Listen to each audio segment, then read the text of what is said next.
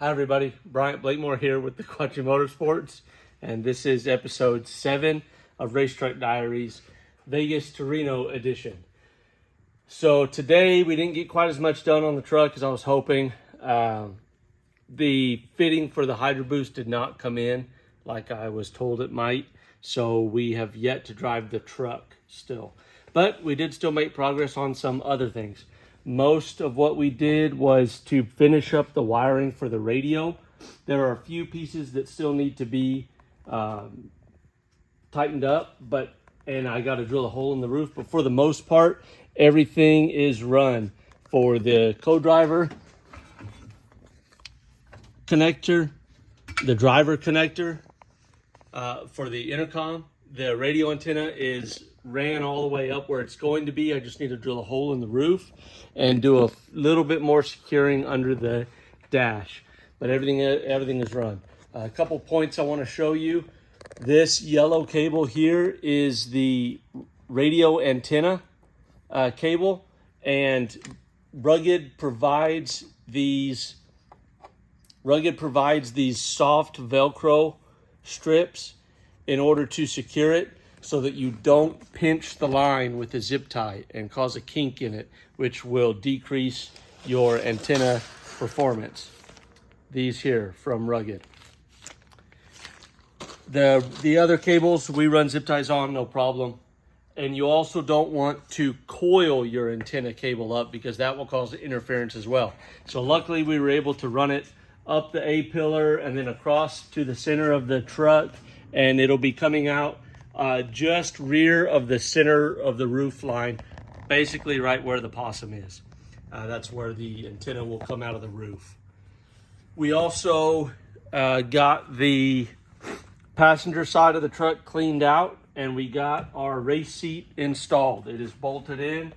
The belts are in. Of course, all this stuff will have to be adjusted once we get to Vegas and get Ian in the truck so that we can fit him to the belts.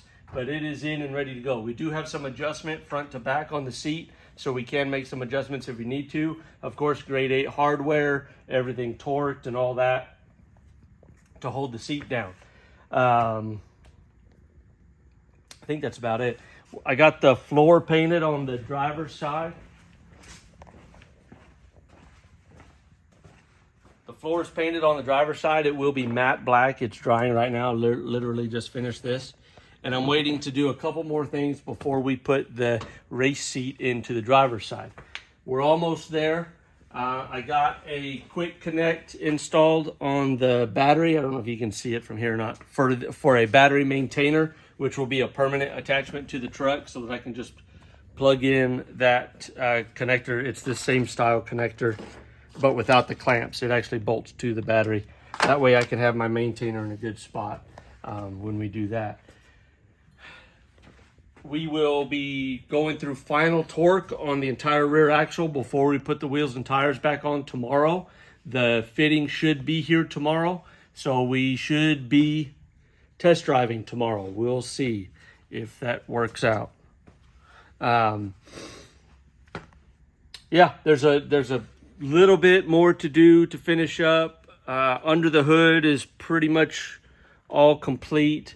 I still need to solder all these together and wire those in. That's on the list for tomorrow, and to get that finished, and then just to clean up under the dash wiring and run all the cabling for the GPS system. Once that's in, then the dash panel can go back on, and we'll do some securing, a little bit more securing of some cables here, and then put the driver's seat in and put some test miles on the truck. And once we do the test miles, then we can program the keypad for its function. And I'm also hoping that a gear shift indicator and that also does a transmission temperature reading as well from the guys. It seems legit. I hope that will come in soon too. They're waiting on those parts to come into their shop, and then they can ship them out from there. I'm going to try to get that in before Vegas so that I know at least what gear I'm in and all that. But no, we made progress today. Any progress is good progress. We'll get back to it tomorrow and hopefully have everything all dialed in and have our first test drive tomorrow. Thanks for following along. Thanks for Kiki for helping me today with getting in these tight spots for running the cables. Everything's looking real clean. I'm really happy about it. Thanks to Rugged Radio for the new setup on this truck. And I'm excited to get out there and test it. We'll see y'all later on.